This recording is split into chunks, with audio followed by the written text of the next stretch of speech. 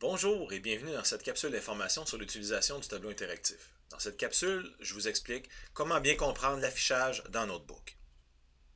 Première chose à comprendre, c'est que les diapositives dans Notebook sont créées dans un format 4:3, dans un ratio de 4:3, un peu comme l'image ici qui est rouge. Et les nouveaux tableaux ont une taille ou une proportion différente, un peu plus rectangulaire, avec un rapport de 16:9. Ce qui fait que lorsqu'on présente une diapositive en 4:3 sur un tableau en 16:9, on se retrouve avec une section qui est cachée. On va le voir un petit peu mieux ici. Donc, je peux afficher une image en plein écran. Je vais la voir de haut en bas. Je vais avoir des sections que je n'aurai pas. Mais si je l'affiche en pleine largeur, il y a une section que je ne vois pas dans le bas. On voit que les deux images ne sont pas identiques. Et une des façons de jouer avec ça, c'est d'aller dans la page d'affichage des écrans et de jouer avec page complète ou largeur de page. Donc, on voit tout de suite la différence d'affichage entre les deux.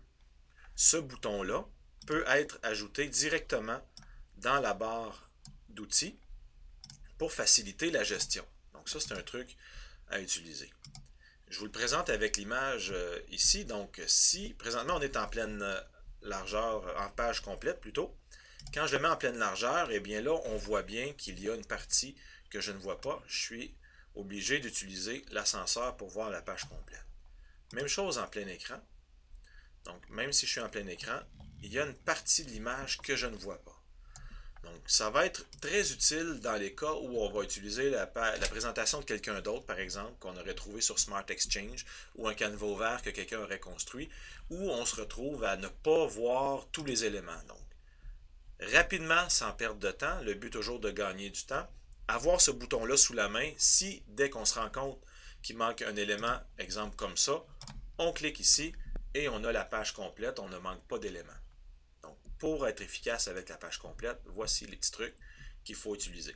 Le bouton plein écran et aussi le bouton page entière ou largeur de page.